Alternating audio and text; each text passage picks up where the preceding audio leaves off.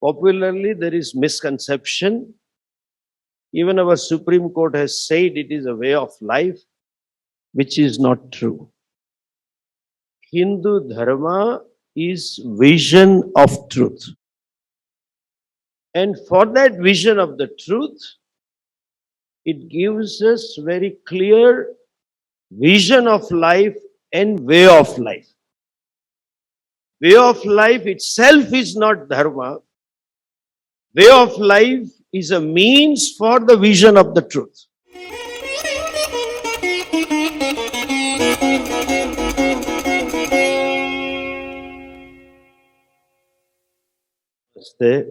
Our Sanatana or Vedic Dharma, popularly called as Hindu Dharma, before we talk of the temples, I think we need to have some clarity about it.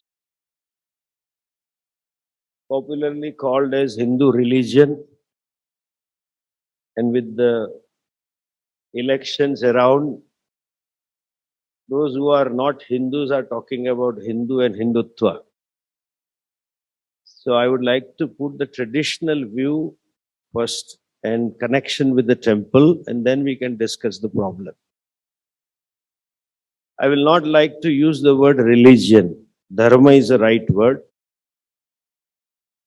Sanatana Dharma is not something that somebody founded it at a given time. It is there since the beginning of creation, and it will be there till the end of creation. And the new cycle comes, it will come. That is why it is called Sanatana Dharma. We have avatars in Rama and Krishna, Manushya Avatara. They were not the one who started this dharma at a given time. They were born in this dharma and they lived according to our Sanatana Dharma. At the outset, I would like to make this particular point very clear. Popularly, there is misconception. Even our Supreme Court has said it is a way of life, which is not true.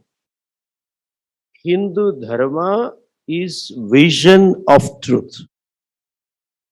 And for that vision of the truth, it gives us very clear vision of life and way of life. Way of life itself is not Dharma. Way of life is a means for the vision of the truth. What is the truth? It can be something relative. A physicist tries to find the truth of the particles. Chemist may try to find the truth of some chemicals. Our Rishis and Vedas reveal the truth of everything. And the word everything is explained with a model of three categories. It's a model. One, I, the individual, the experiencer, the sentient being, in Shastric language called as Jiva, and the world around and hereafter, seen or unseen, known or unknown, called Jagat, Aham, and Idam. This I and this world. And one thing is also evident, none of the I's have created this entire universe. The third is the creator, the Ishvara. And the vision of the truth is, Jeev, Jagat and Ishvara are expression of one reality called as Brahman. Very famous statement of the Upanishad, Isha Vasyam Idam Sarvam. Or Sarvam Khalu Idam Brahma Nehana Anasti Kinchana Ityadi. There are so many Vakyas available in Vedas and our Shastras. Even the very word Purusha, the very first ruchas of the Purusha Sukta also reveals. Purusha Evedagum Sarvam. Purusha is everything. And that reality being one and non-dual is non-separate from me. That reality being infinite cannot exclude me. I am one with the reality, and the entire Jagat is also one with the reality. That is the vision. So we are not the tradition of faith, we are tradition of knowledge. When I go to certain conferences at international level, they address us as the leaders from the various faiths. We are not faith-based religion, we are knowledge tradition. And each teacher has a vision and has a capacity. If he or she knows the sampradaya of teaching, to communicate this vision what he has or he or she has to the students. Vedavyasji had that vision and he communicated to his shishyas. And it came down to Shankaracharyaji's and it came down to my teacher. And the famous example we have in Swami Vivekanandaji and Ramakrishna Paramahamsi, when Vivekanandaji questioned, have you seen God?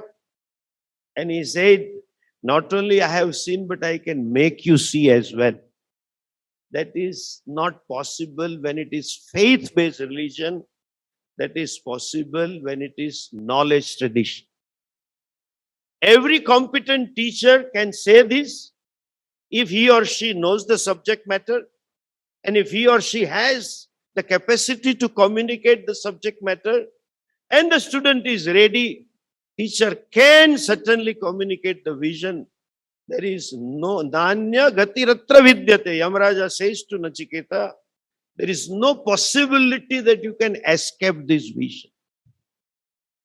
To gain this vision, our Vedas have given view of life that is called Chaturvid Purusharthas, Dharma, Artha, Kama and Moksha. And the way of life is Varanashram Dharma or Samanya Dharmas and Vishesha Dharmas. In English, the language itself has limitations. Every language has its own limitation. When the given society doesn't have the vision, doesn't have the concept, doesn't have the knowledge, they don't have a proper word for that particular thing which is there in other culture. Like even we, in all Indian languages, beginning from Punjabi, Haryanvi to Malayali and Gujarati to Bengali, none of our languages have a synonym for Wi-Fi. Wi-Fi is Wi-Fi. And mobile is mobile. We don't have a synonym because we didn't have the concept. The confusion is here where certain words of our language, Sanskrit language, were interpreted differently, not understanding the exact meaning of it. Somehow those who translated didn't study the language properly. Even in the constitution also there is some interpretations where it is just opposite to what our Shastras means or what we mean. Like the word dharma is not synonym for religion. Religion is faith. Our dharma shabda has primarily two meanings. Dharma means your kartavya, the duty, what you ought to do and what you ought not to do. You open Manusmriti or open Valmiki Ramayana or Mahabharata or any text, you will find chapters and chapters enumerating Brahmana Dharma, Kshatriya Dharma, Grahastha Dharma, Vanaprastha Dharma. Even now we use this word. Dharma is a way of life. That is why in marriage there is a word Sahadharmachari, Sahadharmacharini Bhava. Even Janak Raja tells about Janki that word. Even in our vernacular languages, we use this word, Swamiji, ye meri dharma patni hai. And another meaning of dharma is the truth. Nahi anuresha suvigneya dharma, Yamaraja tells to Nachiketas. But they interpret it as religion. They don't have word for punya. There is a word for sin, papam, there is a sin. Because you are born sinner, I don't know. How they say. And we say you are Nitya Shuddha Buddha Mukta from birth. They say you are a sinner. And there is no word for punya. Swami Dayananji used to say, no, they have an English word for punya. What is the word? Punya. Okay. What is the word for yoga? Yoga. So they have not understood our religion, Hindu way of life, since it is entire creation is manifestation of Ishvara. For us, for a Hindu, everything is sacred. The world is not meant for man's consumption. हमारे लिए जगत भोग्य नहीं है, हमारे लिए जगत पूज्य है. Unless and until you discover this vision, there are the attitudes given by our culture that everything is Ishvara, and for that we have temples to inculcate this attitude that nothing belongs to me. Very aptly enumerated in this bhajan, Jai Jagadish Hare, Sab kuch hai tera, Swami kya lage mein. This vision is so permeating in this culture. Whether you see this, our Tulsi Ramayana, Tulsidas ji would say, Siya Rama mai jagajani karahu pranam joripat. And you look at all the vernacular poets, religious poems, religious bhajans, they all say the same thing, that creation is nothing but manifestation of one divine. In our perception, everything is divine. To develop the attitude of divinity, even building a house is a divine thing. Therefore, we have Vastu Pujanam. And therefore, for us, Lakshmi ji also is divine. We don't say God created man in his own image and the world for the man's consumption. We strongly believe we share the same biological space as any other creature. And we have to have this attitude of divinity. And therefore, in our culture, whatever belongs to me is not mine. Ultimately, it is Ishvara. And to develop this attitude, we always offer everything to Ishvara. That is why there is a concept of hundi in our religious places, which is not there in any other religion.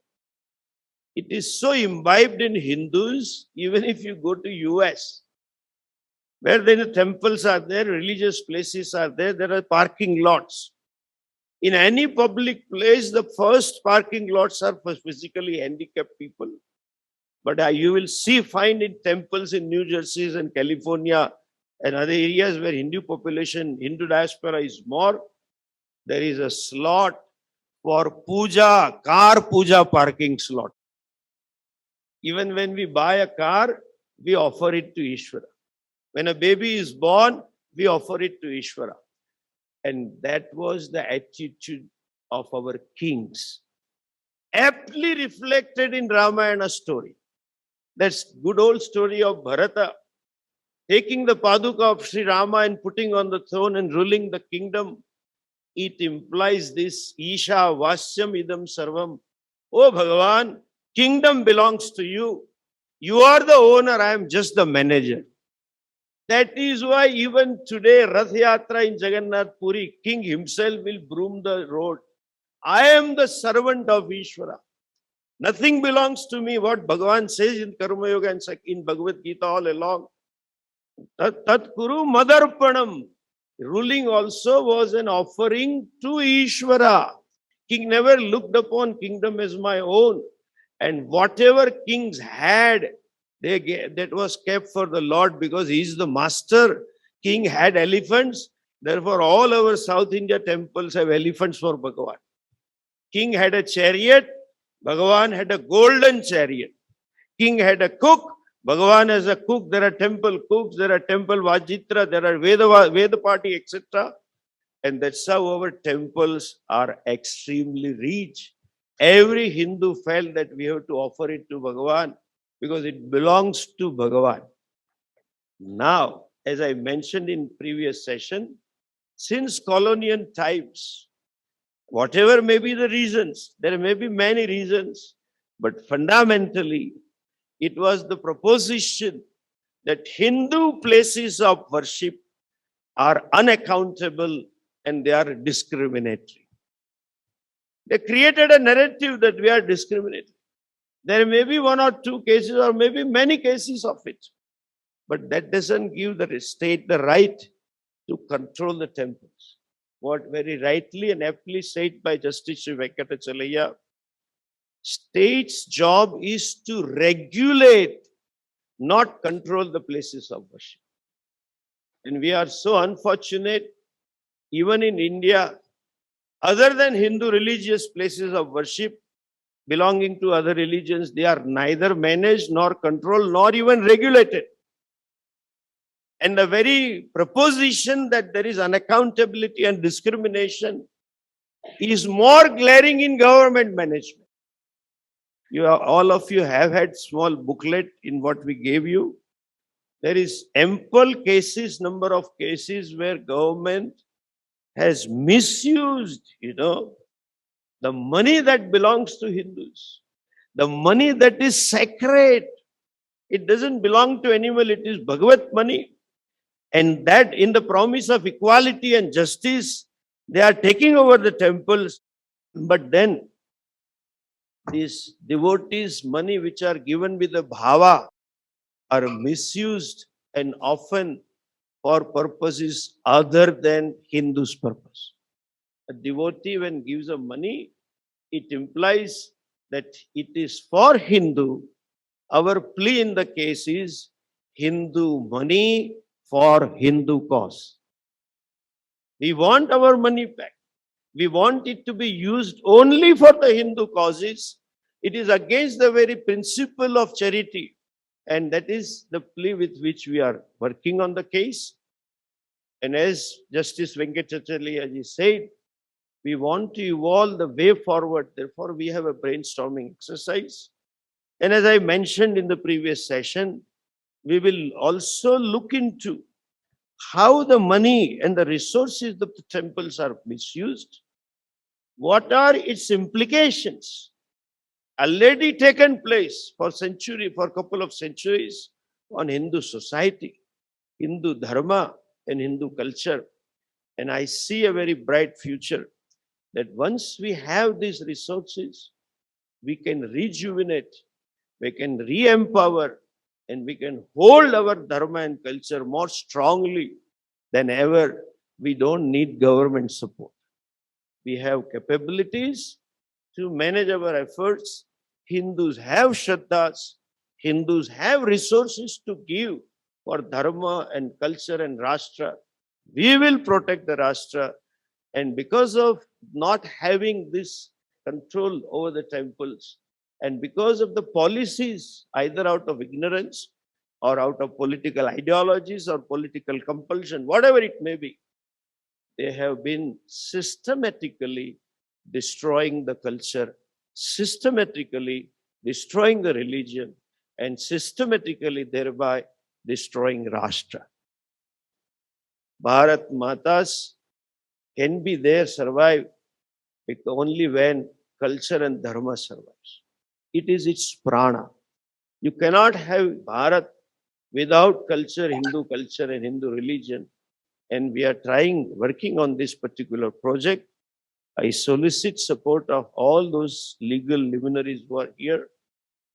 We want to, as Venkatachalaya said, we have to frame this particular law, if we target for constitutional amendment if necessary. Constitution needs to define these words. What is Dharma? What is Sampradaya? Sampradaya is not denominations. That is there in the Constitution. Like there's so many confusions are there. And some of the judgments, we have listed the judgments. Some of the learned judges not having proper exposure to Sanskrit language and not having proper exposure to the vision of the Shastras, I find that some of the judgments are very, very detrimental and contradictory to Hindu vision way, vision and way of life. That also we need to challenge. With these expectations, we are going around, and as rightly, whatever little I understood, Sri Santosh ji said, it is like starting with a boat in an ocean. It's a long journey. Then I have a confidence because I see that this is our Rishi Runa. Hum honge kamyab ek din. But we have to start somewhere, and we'll start with a confidence. Like Ram Mandir, when we started, we never knew that we'll get back this so easily. And we start with the hope. At least I have hope before I die. I want to see what legitimately belongs to Hindus should come back to Hindus. With these words of this hope, and I am very happy to say this. It may look a little political statement, but I happen to know the present leaders who are ruling the world, ruling the country. It's true, they are the world leaders also. As far as their commitment to dharma, commitment to culture, and their commitment to Rashtra is concerned, integrity is 100+%. And I am sure they understand the sensitivity of this case. And I am not only sure but confident that we will have the necessary support within the framework of the Constitution, of course, and we will gain this with this hope. I again thank all of you, and in particular Jagat Guru Sri Swami Parmatmananda, for in spite of his busy schedule and so many commitments, he personally took interest in getting on board such legal luminaries with us. So I appreciate that. Appreciate the presence of our board member Acharya Sri Krishnamani ji, and Shri Shungeri Shankaracharya ji has taken personal interest in that. Because of certain maryadas, he has not been able to join us.